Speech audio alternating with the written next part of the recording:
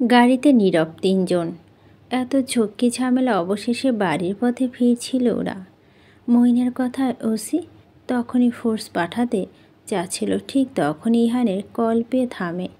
স্কুলে head mistress আর বাকি প্যারেন্টসদের সাথে আজকে দুর্ঘটনা নিয়ে মিটিং শেষ করে দুপুর 2টার দিকে বাড়িতে ফিরছে তিনজন। প্রেরণা সিটে তার বিধ্বস্ত গা এলিয়ে রেখেছে। শুদ্ধ তার আব্বুর কোলে সিটে বসে আছে, তখনও নামেনি। দুহাতে গলা জড়িয়ে রেখেছে চুপটি করে। ইহান এক হাতে স্ট্রিংয়ের সামনে আরেক হাতটা রাখে প্রেরণার হাতে। ক্লান্ত চোখে প্রেরণা তাকাতে ইহান চোখ ইশারায় শান্ত হতে বলে। পরপর মুখটা ঝুঁকিয়ে শুদ্ধর গালে চুমু খায়। আতঙ্কে জর্জরিত বাস্তাটাকে ধীম আওয়াজে বলে, কেঁদেছিলে নাকি খুব আমার শুদ্ধ? শুদ্ধ মাথা নাড়ায়। সে খুব বেশি কাঁদেনি। কেন কাঁদনি? মাম্মা বলে ছেলেরা বেশি কাঁদে না। ছেলেরা কাঁদলে কি হয় জানি না।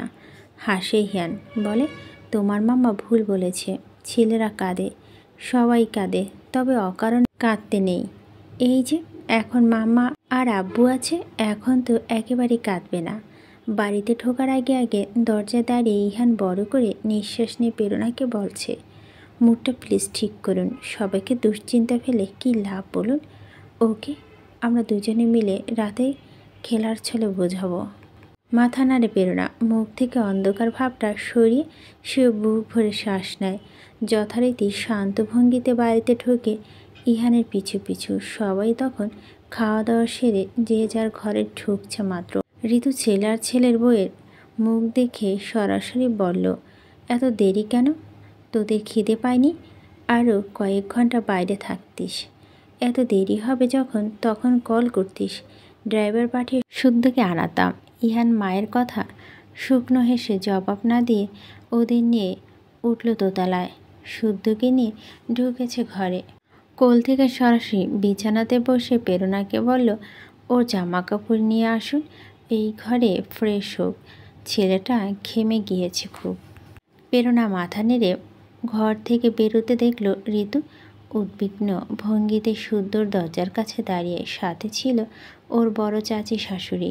প্রেরণা মলিন মুখটা তারা খেয়াল করেছে ঘরে ঢোকার পরই। কোনো খবর আছে? ঋতু ফিসফিসে জানতে চায় ছেলে বউয়ের কাছে। প্রেরণা বুঝতে না পেরে বলে, কিসের খবর মা? ঋতু নিজেও খুব লজ্জা লাগছে এভাবে সরাসরি জানতে চাইতে। তবে পাশ থেকে আলো কোনো রাগঢাক না রেখে বলে, ভালো খবর তোমার আর ইহানে আছে। ভালো খবর। চকচক করছে আলোর চোখ দুটো। বেশ কদিন ধরে প্রেরণার দুর্বলতা দেখে সেও এটা নিশ্চিত হয়েছিল প্রায়। শাশুড়িদের কথা এইবার প্রেরণা ব্যাপক লজ্জা পায়। বেচারি হাঁসফাঁস করে উঠে বলে, মা এইসব কি বললেন? আমাদের বিয়ে 1.5 মাস হলো মাত্র। তো ইহান আমার বিয়ের 1 মাসের মাথায় পেটে এসেছিল, তো কি হয়েছে? ঋতু যেন গজগজ করে উঠতে চাইল। প্রেরণা লাজুক মুখটা নামে দাঁড়িয়ে থাকে। এবার ঋতু ধীর গলায় বলে, পুনমি ছোট, তাই ওকে বলি না। তুমি তো ছোট না। এত অবাক হও কেন? যুগ ভালো। কী সব ওষুধ টষুধ খেয়ে কত মেয়েরা পরে বিপাকে পড়েছে।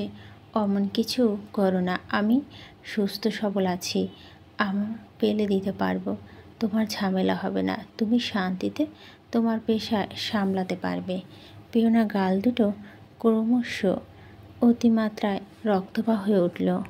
পরপর মাথা নুয়ে বাতাসের বেগে শাশুড়ির সামনে থেকে গিয়ে শুদ্ধর ঘরে ঢুকলো। আলো হাসছে। ঋতু বিরক্তিকর সুর টেনে বলে, হেসো না তো। অবশ্যই কাদের কি বলছি? এরা তো এখনও আপনি আগে থেকে বেরোতেই পারে না। আর এরা দেবে নাকি আমাকে নাতি? ঢং করতে বিয়ে করেছে। ঘরের ভিতর মৃদু একটা আওয়াজ হলো। শুদ্ধ মৃদু চিৎকার। প্রেরণা ওর পোশাক নিয়ে এসে দরজায় দাঁড়িয়ে পড়ল উদ্বিগ্ন হয়ে।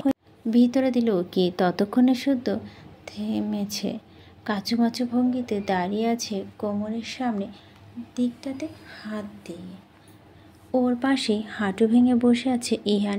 সেকেন্ড ফুরাতে শুদ্ধকে আড়াল করে নিয়ে প্রেরণাকে বলল, পোশাক রেখে প্লিজ লিভ। হতবাক প্রেরণা চোখ কপালে তুলে বলল, হয়েছেটা কি? শুদ্ধ থমথমে গলায় বলল, মামা, আই হ্যাভ অন অ্যাক্সিডেন্ট। লজ্জা, প্লিজ লিভ। প্রেরণা ছেলেটাকে অস্থির বুঝে যায় ওর অসুবিধাও। সেও থমথমে গলায় বলে, প্যান্টের চেনটা ঠিকভাবে টানবে তো বাবা? It's not that difficult. আচ্ছা, তোমরা ইহান আঙ্কেলকে দেখো। কথাটা বলে প্রেরণা থামলো। ততক্ষণে ইহান ঘুরে দেখল প্রেরণাকে। চোখাচোখি হতে আবার তীব্র সংকোচে প্রেরণা নামিয়ে নিল চোখ। কণ্ঠে ধীরতা এনে বলে, তোমার আব্বুকে দেখো। শুদ্ধ ঠোঁটের কোণে ক্ষীণ হাসি রেখা জমেছে ইহানের। সে মন দিল শুদ্ধর প্যান্টটা ঠিক করাতে। প্রেরণা স্থির হয়ে দাঁড়িয়ে আছে। টের পেলে বলে, কিছু বলবেন? প্রেরণা আর চেপে না গেলে মুখ খুলল। তখন গাড়িতে যে কথাগুলো বলেছিল সেগুলো টেনে বলে উঠল, শুদ্ধ আপনার ছেলে। আমি ওকে কেবল আমার ভাবি না। আমি কথা গুছিয়ে বলতে পারি না। আপনি জানেন, আপনি হুটহাট আমার কথা এভাবে। ইহানের মুখভঙ্গি খুবই স্বাভাবিক। হাসে ফিচেল বলে, শুদ্ধ আশিস স্যার, আর আপনার পরে পুরোটাই আমার। এটা আমি আজ থেকে জানাবো। এবং আপনার বলতে হবে না। যান গিয়ে টেবিল সাজান, আমরা আসছি। পারিবারিক মিটিং বসবে রাত 8টায়। বাড়ির সিনিয়র 3 মির্জা মিলে দলিল নিয়ে স্বামী নিয়াশা মির্জার ঘরে আড্ডা দিচ্ছে। রাজনৈতিক আলাপ, দেশের বাইরে জমি জমা আলাপ। বাইকিরা সবাই যে যার ঘরে। শুদ্ধ ছিল আলোর কাছে। অবসর সময় আলো প্রায় শুদ্ধকে কমিক পড়ে শোনায়। প্রেরণার হাত মুখ ধুয়ে খেতে বসে গিয়েছিল তখন। ঘরে ঢুকে ব্যস্ত হয়ে গোসল সারবে, তাই দেখল ইহান কারোর সাথে মিটিং করছে। ল্যাপটপ স্ক্রিনে নিবদ্ধ তার গম্ভীর মনোযোগ দৃষ্টি। লোকটা বেশ চাপে আছে এমনিতেই। তার উপরে সব দিকে ঝক্কি ঝামেলা যাচ্ছে। ওর মনোযোগ টানছে। প্রেরণা অনেক ধরনের শব্দ করেও লাভ হলো না। ইহান চুপচাপ হেডফোন চাপিয়ে বসে আছে। গোসলটা তাড়াতাড়ি সেরে নেয় প্রেরণা। ওদিকে বিকেলে মেহমান আসবে, নাস্তাটা তো তারই করতে হবে, তাই তার বড্ড ধারা।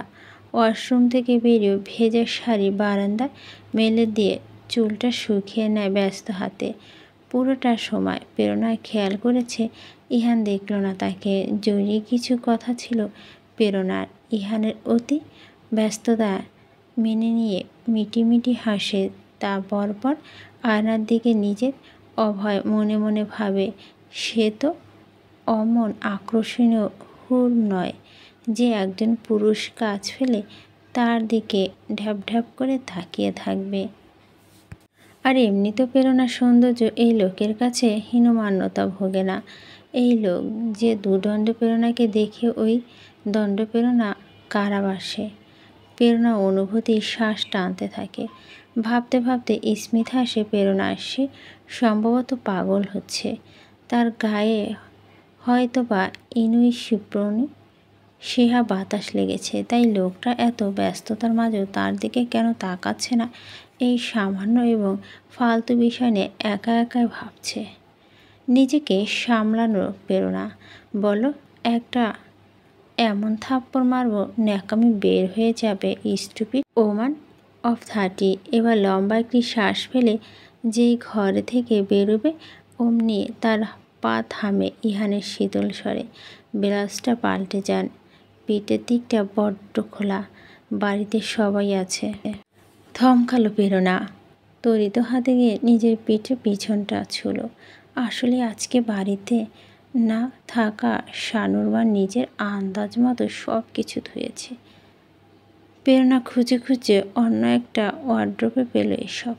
ঝটপটে তৈরি হওয়ার দরুন এতটা খেয়াল করেনি। আরক্ত মুখটা ঘুরিয়ে হাঁ করে তাকিয়ে আছে প্রেরণা। ইহান দৃষ্টি তখন ল্যাপটপে নিবদ্ধ, কিন্তু মুখে ছেয়ে আছে ফিচেল হাসি। আসলে সব কিছু বুঝি ভিজিয়ে ফেলেছে শানুরমা। আমি এসব পেলাম তাড়াহুড়োতে, খেয়াল করিনি। It's okay. না, বাঁ দিকে ওয়ার্ড্রোবে আরও আছে। ওখান থেকে খুঁজে একটা মন মতো পেয়ে যাবেন। প্রেরণা সেই ওয়ার্ড্রোবে খুলেই সব চেক করলো। দাঁড়িয়ে থেকে হঠাৎ হাঁপ ছাড়লো, মিনমিনে স্বরে কপার ট্রাক দেখে বলো, এই ঈর্ষিটা আসলে খুব কেমন কাণ্ড জ্ঞানহীনের মতো এমন মাপ নিল বলো তো। এখানে সব ব্লাউজ তো একই মাপের। ইহান তখনও তাকায় না প্রেরণার দিকে, গম্ভীর হয়ে বলে, আমার বোন কাণ্ড জ্ঞানহীন নয়, অহেতুক দোষারোপ করবেন না ওকে। না, দোষারোপ করছি না তো। ভুল বুঝছেন প্রেরণা ভাবলো বোনের বিরুদ্ধে বলা কথাটা নিশ্চয় মাইন্ড করেছে। মুখটা ছোট হয়ে গেল প্রেরণা। ঠিক তখন ইহান আর চোখে ওকে দেখে মিটিমিটি হাসে। খানিক সময় পর বলে ওঠে, আমার বোন মোটেও কাণ্ড জ্ঞানহীন নয়, ও সম্ভবত এসব বানিয়েছে। এইসব আপনি আমার সামনে পরবেন তাই, বাইরে নয়। বাইরে পড়াগুলো সম্ভবত ডান পাশে ওয়ার্ড্রোবে আছে, খুঁজে দেখুন। আমি ঠিক জানি না। এতটা চারপাশটা কেমন ধোঁয়া ভরে গিয়েছে, যে ধোঁয়া প্রেরণা কান থেকে নির্গত হয়েছে। ইহান এবার চোখ তুলে প্রেরণার চোখে চোখ রাখে, বাঁকা করে হেসে বলে, তব্দ মেরে আছো কেন? Is anything wrong? প্রেরণা বলে না কিছু। ইহান এবার উঠে দাঁড়ায়, ধীরে ধীরে এগোয় প্রেরণার কাছে। নিশ্চুপ প্রেরণাকে ঘুরিয়ে নিয়ে ওর কাঁধে থুতনি ঠেকিয়ে দিয়ে বলে, আমার চোখ দুটো সবসময় আপনার ওপর থাকে। হাতের চুড়ি ঝাঁকে ডাকছিলেন কেন? সরাসরি বললেন না? এই ইহান, আগে তো ডাকতেন, এখন এত নিত্য নতুন ঢং কেন? প্রেরণার বধূর মনটা হুটোপুটি খাচ্ছে লজ্জায়। কোথাও লুকাবে সেই জায়গা খুঁজে পাচ্ছে না। লোকটা ওর আর একটু ঘনিষ্ঠ হতে বলে, ইহান। সে ইটস অ্যাগেন প্রেরণার মুখের কাছে নিল কানটা। প্রেরণা আবার বলল, এই ইহান। ইহান হাসলো আবার। বলবো মিথ্যা বলেছি?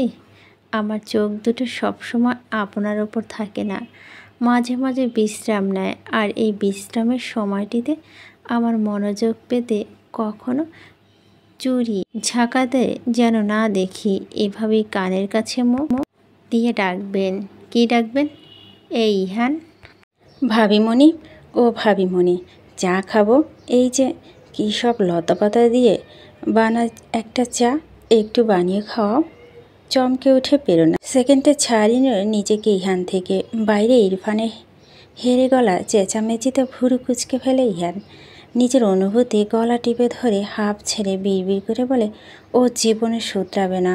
ওকে বিয়ে করিয়ে ম্যাচুরিটি আনতে পারলাম না। ও কেন এবারে কেউ মানতে চায় না আমাদের নতুন বিয়ে হয়েছে। প্রেরণা মুখে হাত চেপে হাসে। হাসছেন কেন? হাসি থামিয়ে প্রেরণা নিচু গলায় বলে, আপনার মুখে এমনতর কথা শুনলে আর এমন আচরণ করতে দেখলে বেশ অবাক হই। এবার ঝুঁকল ইহান। বলিষ্ঠ এক হাত দেওয়ালে ঠেকে প্রেরণাকে ঘেরাও করে ওর চোখে রাখে চোখ। গম্ভীর স্বরে বলে, কেন সবসময় আপনি আমার থেকে কেমন আচরণ আশা করেন? তবে আমার রাগ হবে না?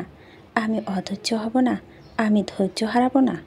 লোকটার অবস্থা দেখে ভীষণ হাসি পায় প্রেরণার। খুব না হলেও ইহান কিছুটা রেগে গিয়েও তা বুঝে সে একটু আগে অনেকটা কাছাকাছি চলে এসেছিল তারা। অনুভূতি অনেকটাই আবেশিত ছিল।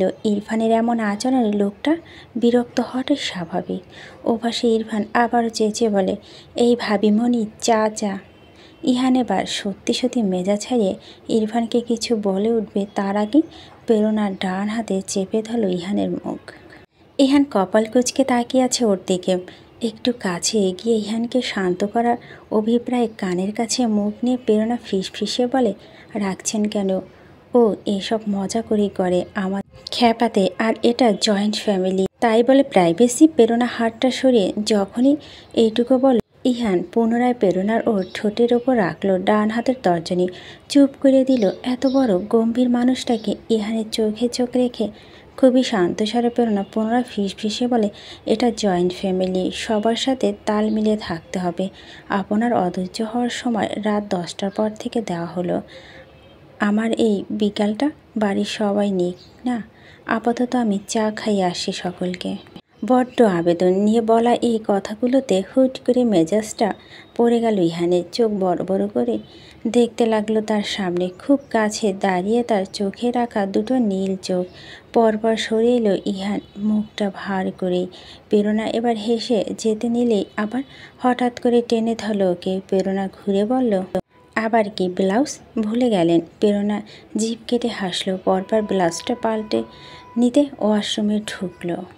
বাইরে তখন হইচইয়ের আওয়াজ। ইসি মইন চলে এসেছে ইচ্ছে খুশিকে নিয়ে। হুট করে এই বাড়িতে তাদের ডাক পড়ার কারণটা অবশ্য ওরা জানে না। মইন ডিউটি থেকে বাড়ি থেকে ইসিকে নিয়ে এসেছে। প্রেরণা নিজেকে ঠিক করে ঘর থেকে বেরিয়ে মুখোমুখি হলো ইরফানের। গো বেচারা মুখ করে দাঁড়িয়ে আছে, যেন কিচ্ছুটি বোঝে না। প্রেরণা হেসে বলল, একটু সবুর করো, চা দিচ্ছি। পনো কই, ইশিরা কই? ওদের রুমে। ইরফান ভাবিমণির পা মাথা দেখে বলে উঠল, অভিনন্দন ভাবিমণি। কপাল কুঁচকে নিল প্রেরণা। কেন? কোন আনন্দে? মিছিমিছি হাই তোলা ভান করে ইরফান বলল, আজ গাইনোকোলজিস্টের কাছে গিয়েছিলেন, সেই আনন্দে। গোটা বাড়িতে খবরটা ফলা হয়ে গিয়েছে। এইসব তো ননদের কাজ, সে খুব ভালো করে জানে। প্রেরণা হাঁক ছাড়ে, কদম ফেলে বলতে থাকে, ফাজলামি না করে বউকে খুঁজে আনো। সব কাজ আমি একা করব তা তো হবে না। ইরফান ফাজলামি থামায় না। ভাবিমণি পিছু পিছু গুটি গুটি পায়ে এগিয়ে যেতে যেতে জবাব দেয়, ভাবিমণি ভাইজি চাই এবং হার্ড অ্যান্ড সোল চেষ্টা করবে তার খাসলত যেন আমাদের কয় ভাই বোনের মতো না হয়। মিটি মিটি হাসে প্রেরণা। সেও ফাজলামি সুরে বলে, তবে আমি কিন্তু চাই যে আসবে একটু একটু এবারই সবার মতো হবে, সবাই গুণ পাবে, যেমন যেমন তোমার দাদানের মতো স্বচ্ছ, আমার শাশুড়ির মতো ওপরে শক্ত ভিতরে নরম, বড় মায়ের মতো সবাইকে আলগে রাখার গুণ, ছোট মায়ের মতো হাসি খুশি আর আন্তরিক, বড় বাবার মতো বটগাছ হবে এবং নিঃস্বার্থভাবে সবাইকে ভালোবাসবে। বাবার মতো ব্যবসায়ী বুদ্ধি থাকুক, ছোট বাবার মতো মেধাবী, ইসির মতো স্পষ্টভাষী, ইনুর মতো সরল। এইটুকু বলে একটু থামে প্রেরণা। পরপর ইরফানের মুখের দিকে তাকিয়ে বলে, আর তোমার মতো দস্যি। ইরফান চুপ করে মাথা নিচু করে নেয়। ওদের পিছনে ইহান আসছিল। দেবর ভাবি কথোপকথন সবটা শুনতে পেয়েছে সে। মিটি মিটি হাসছে শুনে। ইচ্ছে খুশি বড় মামা আর মামির কোলে এখন। খুব আদর খাচ্ছে তারা। ইহান ভাগ্নিদের চুমুখে বলছে, আমাকে ভোলনি তো তোমরা, আমি তোমাদের বড় মামা। এই বাড়ি তোমাদের সর্বোচ্চ আবদারের জায়গা। ইসি টিপুনি কেটে বলল, না আদর দিয়ে বাদর বানানোর জায়গা বলো। তোমাদের কারো হাব ভাব ভালো না, দূরে থাকবে আমার মেয়েদের থেকে। হাসলো সবাই। প্রেরণাকে দেখে মইন দুপুরে শুদ্ধ ঘটনাটি বিষয় একটি শব্দ করল না। যেহেতু ইহান নিষেধ করেছে, বরং খুব সহজ গলায় মস্করা করে বলে উঠল, মিষ্টি কোথা ভাবিজি? মিষ্টি তো দোকানে। কেন? প্রেরণা না বোঝার ভান করে জবাব দেয়। মইন বলে, এভাবে এড়িয়ে যাবেন না যেন, মিষ্টি ছাড়া সুসংবাদ শুনতে ভালো লাগে না। ঠিক তখনই ইরফান মইনের উদ্দেশ্য করে বলে ওঠে, এই বাড়ির ছেলেদের কিপটিমি স্বভাব অন্ত নেই, থাকলে এই বাড়ির জামাইদের আছে। কথাটা শুনে মইন চোখ শুরু করে ইরফানের দিকে তাকায়। ইরফান প্রণমের পাশটাতে বসে মইনকে বলে, এভাবে দেখবেন না ভাইয়া, চোখে যা দেখি তাই বললাম। অবশ্যই এই বদনাম আজ ঘুচবে যদি ট্রিট দেন। ইরফান বরাবরই ঠোঁট কাটা। ইহান বিরক্ত চোখে ভাইয়ের দিকে তাকায়, চোখ দিয়ে ইশারা করে থেমে যেতে। ইরফান তো থামলই না, বরং পরিবেশটা হঠাৎ কেমন খুব গুরুগম্ভীর হয়ে উঠল। মইন তো খুবই ব্যগ্রতার সহিত অনলাইনে খাবার অর্ডার করে দিল। আর শ্বশুরবাড়ির সকলকে ট্রিট দেবে সে। বিরক্ত পৌর্ণমী ওর পাশে বসা চূড়ান্ত ফাজিল লোকটাকে বলল, এত ফাজিল কেন আপনি? দুলাভাই মাইন্ড করলে করবে। বাচ্চা হয়েছে কবে, এখনও ট্রিট দিল না। বাচ্চা হয়েছে ইসি আপু আর দুলাভাইয়ের, সে কেন শ্বশুরবাড়ির লোককে ট্রিট দেবে, আনন্দ দেবে? আমিও দেব আমাদের বেবি হলে আমার শ্বশুরবাড়ির লোকদের। আমাকে এত বলতে হবে না। ইরফানে হুট করে বলা বেবির প্রসঙ্গে দারুণ লজ্জা পেয়ে গেল পৌর্ণমী। ফর্সা গাল দুটো লাল লাল বানিয়ে দাঁত দিয়ে ঠোঁট চেপে মুখটা ঘুরিয়ে নিল। ইরফান থামল। আরক্ত বধূ ওই আশ্চর্য সুন্দর লাশটুকু ঠাউর হতে প্রসঙ্গ পাল্টে ফেলল সে। মহিন যেন ইরফানের খোঁজ নিয়ে বলা কথাটা একটু বেশি সিরিয়াসলি নিয়েছে। প্রেরণাকে কড়া গলায় বলেছে, আজকে যাতে এই বাড়ির মহিলারা কেউ রান্নাঘরে না ঢোকে। আজ ডিনারটা থাকবে এ বাড়ির বড় জামাই মঈন ফরাজির তরফ থেকে। পরিস্থিতি হালকা করতে খিলখিল করে হেসে ওঠে প্রেরণা। সবাইকে থামিয়ে বলো, আমি চা আনছি, তারপর সব দেখা যাবে। সেহা উজ্জ্বল জানতো না তাদের এভাবে হুট করে কেন ডাকা হয়েছে। জানায়নি বড়রা, শুধু কলে বলেছে চলে এসো, জরুরি দরকার। উজ্জ্বল তার সমস্ত গুরুত্বপূর্ণ কাজ ফেলে বাড়িতে ফিরে সেহাকে নিয়ে এসেছে। ওরা ভেবেছিল এ বাড়িতে কোনো অসুখ বিসুখ হয়েছে। উদ্বিগ্ন সেহা গাড়ি থেকে নামা মাত্র শান্তিনগর অন্দর লক্ষ্য করে ছুটল, অথচ সে দেখল বাড়ির সকলে সন্ধ্যা সন্ধ্যা হাসাহাসি করতে করতে প্রেরণার হাতে চা বানানো খাচ্ছে। উজ্জ্বল ঘুরে ঘুরে সকলের মুখ দেখছে। স্বামিনী আর স্বামী যা ওদের দুজনকে বলে, এসো আগে চা খাও, এখানে তোমার কেন ডাকা হয়েছে তা পরে বুঝতে পারবে। উজ্জ্বলের কৌতূহল দমেনি। সে ইহান, মঈন আর ইরফানকে চোখের ইশারায় প্রশ্নগুলো ছুঁড়েছিল, যদিও জবাব মেলেনি, কারণ ওরা কেউ জানে না। সবচেয়ে দেরি করে বাড়িতে পা রেখেছে ইনু আর প্রীতম অফিস থেকে ফেরার পর আসতে পেরেছে। বাড়িতে ঢুকেই সকলকে বিনয়ের সহিত সালাম দিল এই বাড়ির ছোট জামাই। হাতে তার মিষ্টির প্যাকেট তুলে দিল যথারীতি প্রেরণার হাতে। সকলে চলে এলো। মুক্তায়ের অপেক্ষাতে ছিল স্বামী। তখন অবধি মুখ খোলেনি সিনিয়র মির্জারা। আলো মাঝখানে ওদের তিন ভাইয়ের কাছে গিয়ে স্বর খাটো করে বলে এসেছে, আর ঘোল খাওয়ানোর কি দরকার বাচ্চাগুলোকে? ওরা ভাবছে সিরিয়াস কোনো ইস্যু। গিয়ে বলে দিই। ফুরফুরে মেজাজে স্বামীন জবাব দেয়, সবুর সবুর, সারা জীবন তো ওরাই আমাদের ঘোল খাইয়ে এলো, আজ না হয় আমরা একটু খাওয়াই। আর ঘন্টা খানেকের ব্যাপার। মুক্তার এসেছে ঠিক মাগরিবের বাদে, সাথে এনেছে তার ল্যাপটপ। মুক্তাবের দেখে কেউ কিছু স্পষ্ট করে ধরতে পারেনি, তবে খটকা লেগেছে সকলের মনে। সবাই বেশ চিন্তিত ভঙ্গিতে স্বামীনের নির্দেশে নিচতলা ড্রয়িং রুমে ছড়িয়ে ছিটিয়ে বসল। এতপর আলো ধীরে ধীরে নামলো ফাইলগুলো নিয়ে। অপেক্ষা অবসান ঘটিয়ে এবার সামান্য হেসে পরিস্থিতি হালকা করলো স্বামীন। পরবার গলা খাকারি দিয়ে বলো, আজ তোমাদের একটা বিশেষ কারণে জামায়াত করেছি আমি। ব্যাপারটা হলো, তোমাদের কিছু জিনিস এ যাবৎকাল আমি দেখভাল করেছি, আলগে রেখেছি এবং কাজে লাগিয়েছি। আমার জীবনটা এখন নিরিবিলি হতে যাচ্ছে, তাই তোমাদের জিনিস তোমরা আজ হাতে হাতে আমাদের থেকে বুঝে নেবে, উইদাউট মেকিং এনি সাউন্ড। পরিস্থিতি গুমোট, প্রত্যেকে অবুঝ নয়। স্বামীনের কথাবার্তা আর ওর হাতের ফাইলগুলো দেখে ইতিমধ্যে সবটা বুঝে নেয় সকলে, তবে বলে না কিছুই। মঈন এবার উঠে দাঁড়ায়, ওকে থামিয়ে দেয় স্বামীন। যাচ্ছ কোথায়? বাবা, এসব আপনাদের পারিবারিক বিষয়। ওর কথা সম্মতি জানিয়ে তৎক্ষণাৎ উঠে দাঁড়ায় প্রীতম আর উজ্জ্বল। ইসমাম বলে, তোমাদের কি হলো? বাবা, আপনারা কথা বলুন, আমরা যাই। প্রীতমের বলার পরই যেন প্রেরণা তৎপর হলো। বিব্রত ভঙ্গিতে প্রণমী কাঁধে আলগে তুলে স্বামীনকে বললে, বড় বাবা, মঈন ভাইয়া ঠিক বলেছে, আমরা যাই, আপনারা কথা বলুন। এবার স্বামীন সামান্য ধমকে উঠে সকলকে, বসো, যে যাই জায়গা থেকে উঠেছ সেখানেই বসো এক্ষুনি। ওরা কাঁচুমাচু ভঙ্গিতে আবার যখন বসলো, তখন স্বামীন প্রথমে তিন জামাইয়ের দিকে তাকিয়ে বলতে শুরু করে, আমি জানি এটা আমার পারিবারিক বিষয়, তবে সেই পারিবারিক সূত্রে তোমরা আমাদের তিন মেয়ের অভিভাবক। এসব সম্পর্কে ওদের যেমন জ্ঞান নেই, ওদের যা কিছু সব কিছু সম্পর্কে তোমাদের অবগতি থাকা প্রয়োজন, তোমাদেরও জানতে হবে। এবার প্রেরণার দিকে তাকিয়ে স্বামীন বলে, আর তোমরা এই বাড়ির বউ, এই বাড়ির লোক। তোমাদের শাশুড়িরা কিন্তু পাই টু পাই সব জানে আমাদের বংশে কোথায় কয় কাঠা জমি, নিজেদের স্বামী যা কিছু আছে সব কিছু সম্পর্কে অবগত থাকা প্রয়োজন। বাড়ির বউ জামাদের চুপ করিয়ে দিল স্বামীন কয়েকটা বাক্যে। পরিস্থিতি থমথমে। এ বাড়ির বাচ্চারা যখন মুখ খোলেনি, ইহান, ইরফান, ইসি, ইনু আর সেহা এক দৃষ্টিতে তাকিয়ে আছে নির্লিপ্ত ভঙ্গিতে। ওপাশে শুদ্ধ একা একা বল খেলছে। এবার ইসমা মুখ খুলে ছেলে মেয়েদের উদ্দেশ্য করে বলে, সব বন্টন করতে হবে শুধু থেকে। সবার আগে আমরা তিন ভাই আমাদের একমাত্র বোন ঈশিতার প্রাপ্য সমস্ত কিছু দিয়ে দিতে চাই। শিহা উজ্জ্বলের পাশ থেকে এইবার উঠে দাঁড়ায়, কপট রাগ দেখিয়ে বলে, এজন্য আজ এভাবে ডেকে আনলেন কেন? আমরা আমার ভাগ চেয়েছি, আমার বাবা বা হাজব্যান্ড চেয়েছে। ওর জবাবটা ওর বড়মামা দেয়। মেলান হেসে ওর দিকে একটা ফাইল এগিয়ে ধরে সরল গলায় বলে, এ বাড়িতে সব কিছু নিয়ম অনুযায়ী বন্টন হয়েছে।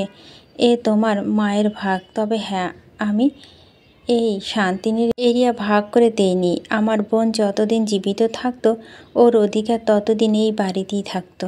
তুমি ওর মেয়ে, আমি যতদিন জীবিত আছি তুমি তোমার মায়ের এই অংশটুকু যখন খুশি তখন ভোগ দখল করতে চলে আসবে।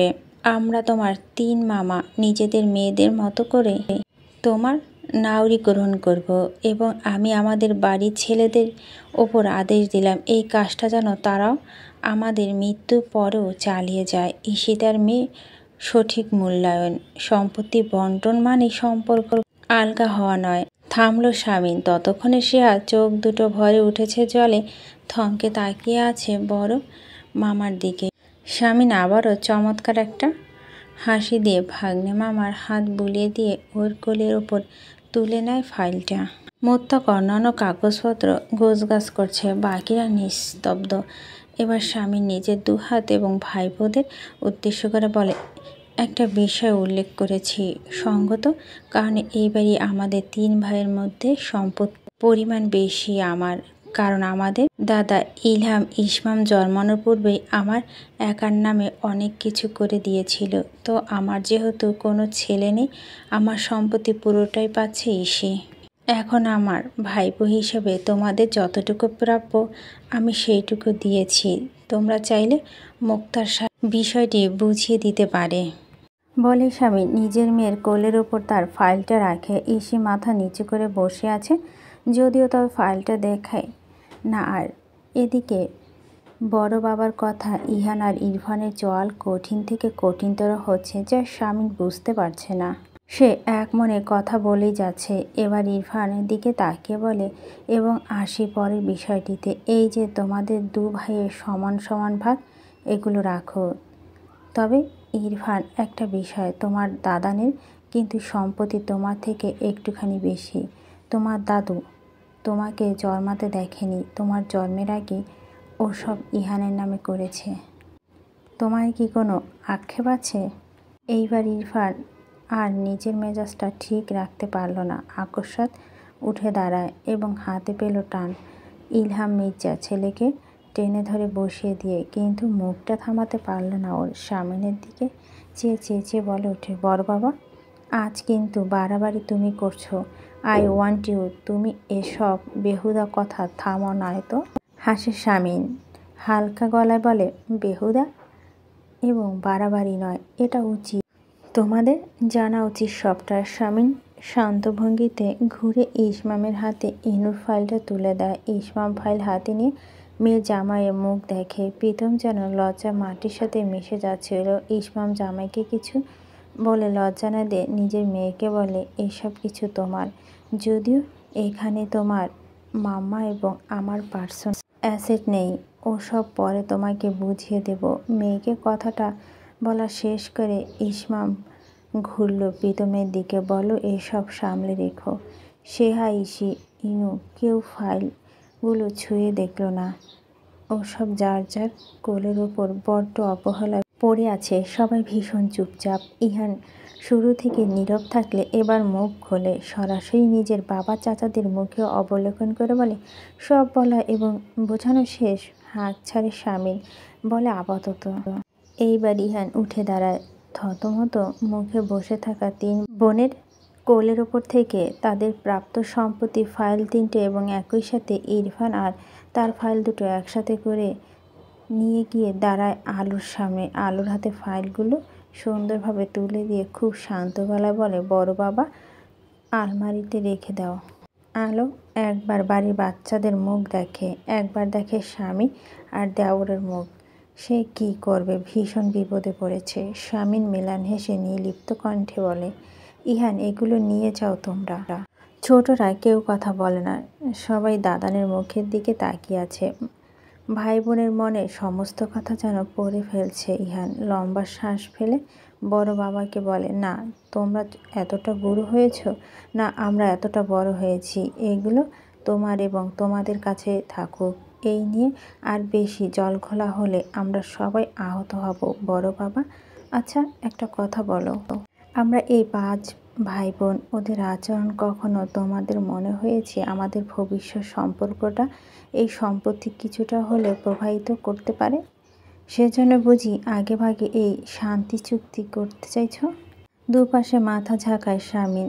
এমনটা নয়, ইহানের সাথে সাথে জবাব দেয়, এমনটাই।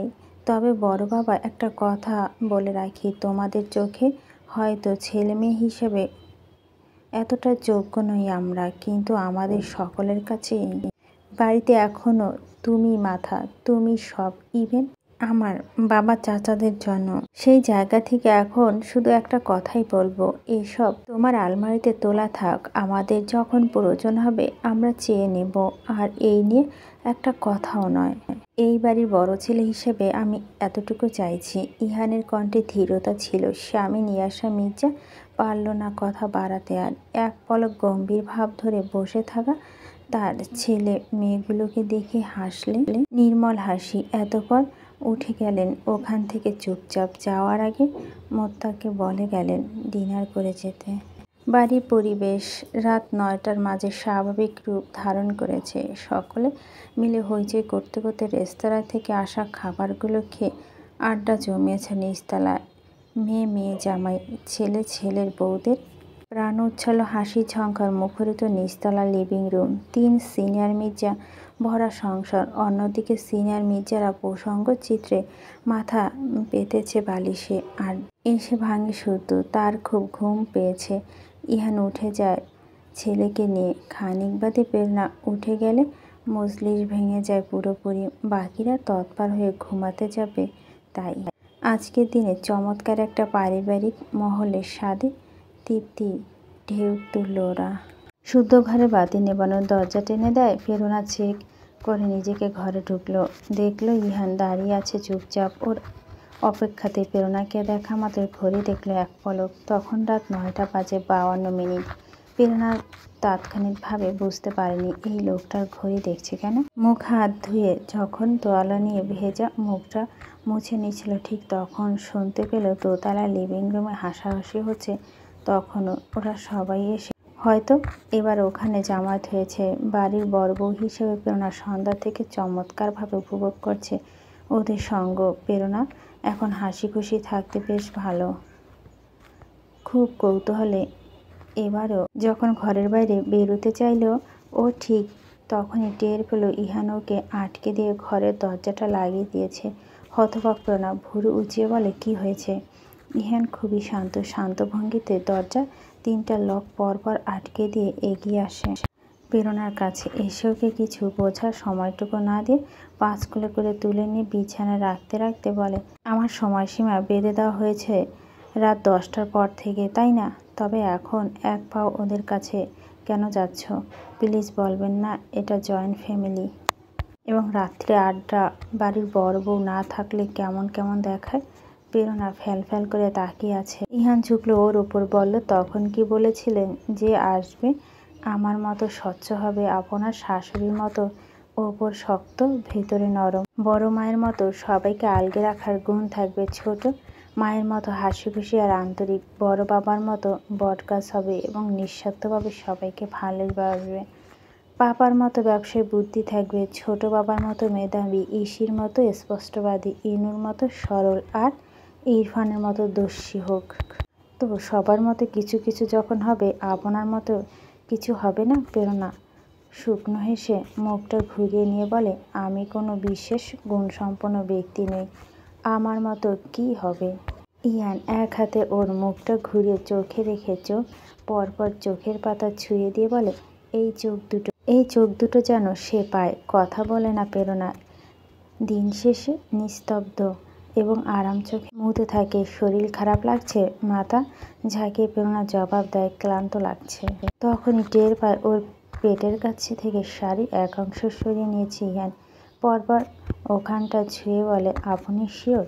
এখানে আমার মতো স্বচ্ছ, আপনার শাশুড়ির মতো উপরে শক্ত ভিতরে নরম, বড় মায়ের মতো সবাইকে আলগে রাখার গুণ, ছোট মায়ের মতো হাসি খুশির আন্তরিক, বড় বাবার মতো বরকাছ হবে, নিঃস্বার্থভাবে সবাইকে ভালোবাসবে। বাবার মতো ব্যবসায় বুদ্ধি থাকুক, ছোট বাবার মতো মেধাবী, ইসির মতো স্পষ্টবাদী, দিদির মতো সরল, ইরফানের মতো দোষী, কেউ লুকিয়ে বসে নেই। শিওর আপনি? প্রেরণা হেসে ফেলে, বলে আপাতত নেই। শিওর?